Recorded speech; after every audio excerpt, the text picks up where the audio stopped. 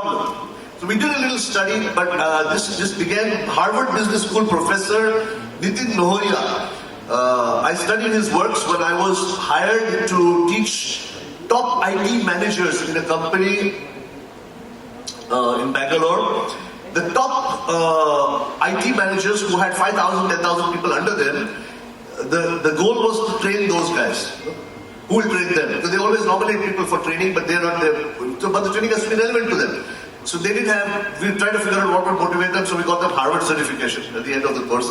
So that got them to attend the class, but we had to make the program relevant enough so they stay. So we created an entire program. One of the things that I studied there was Nitin Nohoria's works, what really works. He says every time in HR, in management, there are new fads that come up, usually 3-letter words. And everybody says, this is the next big thing. He gives the example of Tom Peters, who wrote In Search of Excellence. And he studied some 14 different companies, and he said these are the criteria that make the companies excellent. Tom Peters became in the next 15 years international management guru, but the 15 companies were defunct. Yeah? Or they were no longer excellent based on those terms.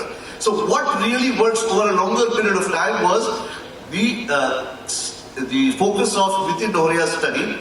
And we used a similar kind of study for studying what makes leadership and happiness work, or what can make happiness sustain over a long term. Positive psychology talks about how happiness is the driver for productivity. So the worlds are getting merged is what I'm suggesting. A leader leads minds. A leader has a mind, hopefully. A leader leads other minds. So a leader must understand what motivates the mind. What motivates minds? Happiness. So if a leader becomes more happiness-centric in his approach and understands the minds who he leads, he will be able to get better results and influence better. That's the premise of the whole thing. So we came up with a study called Metamind Alignment, which has a framework of 14 different skills. But every skill has also got a mindset along with it. Because you have the mindset, you have the skill set, and then you have to have tool sets, techniques to immediately apply if you don't understand anything. We came up with this entire framework. We've been using it for a large number of companies. I have about 300 companies with me in 30 countries right now, and we're experimenting and doing great work. And we find that happiness, there are three quick tenets I'd like to share with you. Four quick tenets I'd like to share with you. Number one, and I'll use the acronym MIND for it to be a little more memorable. M is meaning. We have to turn the paradigm upside down, that happiness comes after you achieve results. There's overwhelming research now that says that happiness first, because then happiness will be the magnet that will attract success. Happiness will be the energy that will drive productivity. So there is M, meaning. Because if you change the way you see things, the things you see will change. I'm suggesting if you have the sun, you're walking in the direction of the sun, the shadow will follow. Which means work towards employee engagement and excellence enhancement, you will get all the results that you want. And work towards it with that energy of happiness. Instead of turning your back towards the sun and running after the shadow and trying to do other activities which will not get you what you want, because you're not working according to principles of true north. There's M, meaning. I is insight. As I said before, leaders must have an insight into how the mind works. For example, the mind doesn't work well. The mind is like Velcro for negativity and like satin for positivity. Velcro sticks, satin. So people tend to magnify and remember small negative things. And even if you do a lot for them, they tend to forget that. Conscious mind, subconscious mind. According to Western thing, according to Eastern, there are different types, 16 different types of mind. But according to Western, the conscious and subconscious, both are messed up. Conscious mind, it is shown, has cognitive biases, basic problems in the software of the mind, which make decision making terrible. And decisions are very important for both leadership and happiness. A subconscious mind is messed up. Why? Because we have erroneous beliefs, which we're not willing to adapt to, we're not willing to let go of. Many of our beliefs are not chosen by us. There's a consequence of our environment and our experiences. So can we work at the level of the mind to change these beliefs and to make these cognitive biases, minimize them so we make better decisions in organizations? There's overwhelming research that suggests we can.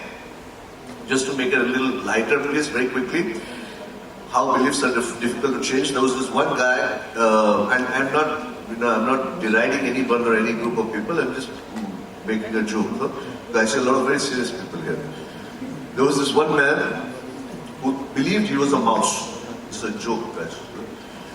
Just telling you as a disclaimer first, because it's so serious. The guy believed he was a mouse. He used to go for therapy. 10 years. You know, changing people is difficult. 10 years he was going through all kinds of therapy.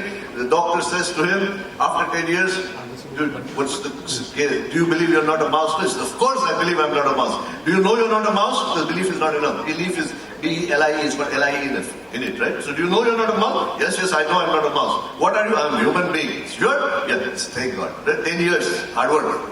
So the guy leaves the doctor's office, immediately runs back. He's like, what happened? Why you came back? He says, I got afraid. He said, why? He said, there's a cat outside. Said,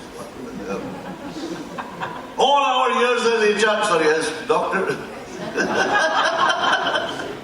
Change is not happening. But what's wrong with you? You just now told me, you know you're not a mouse. He said, doctor, I know I'm not a mouse.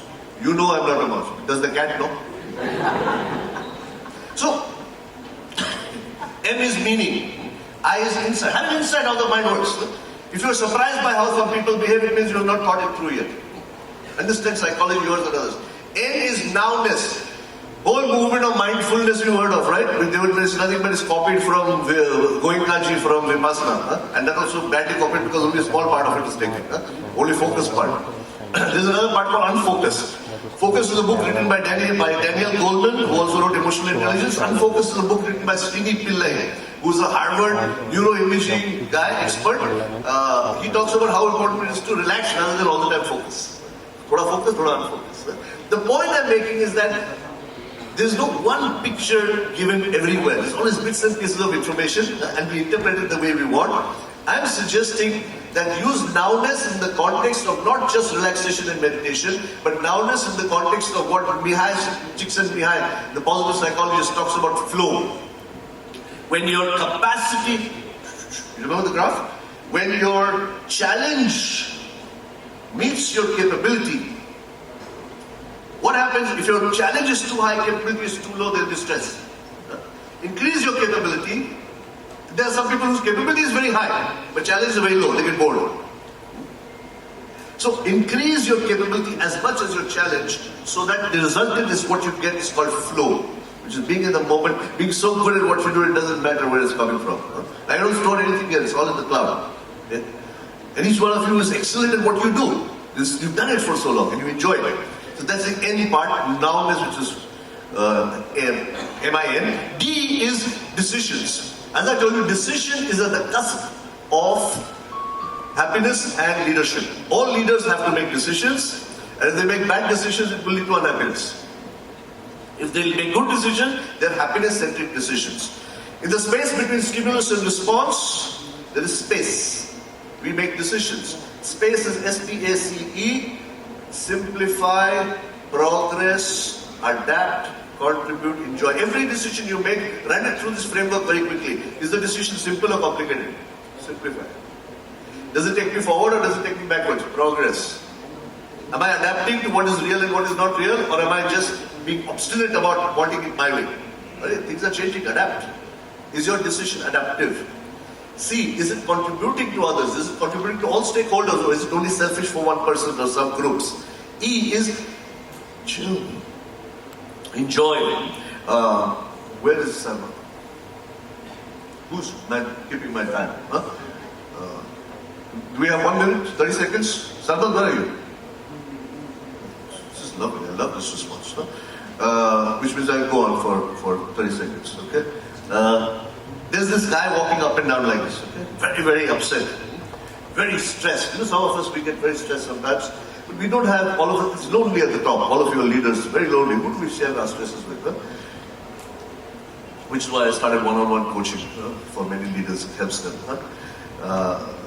Me also, because I learn a lot from one person and tell it to the other person. Huh? So, this guy's stressed, is walking up and down. His wives are very intelligent sometimes. this man's wife was very intelligent. She asked him, what happened? So he said, no, I'm very upset. He said, but tell me what happened, huh? No, nothing. You heard of people who have something up inside them, you ask them what, they say nothing. Next time you meet such a person, say, okay, I thought it was something. He said, no, there is something. Okay? Because normally when they say nothing, they want you to ask them more. So he says, okay, I'll tell you. See, my friend Rakesh, I owe him 5 lakh rupees.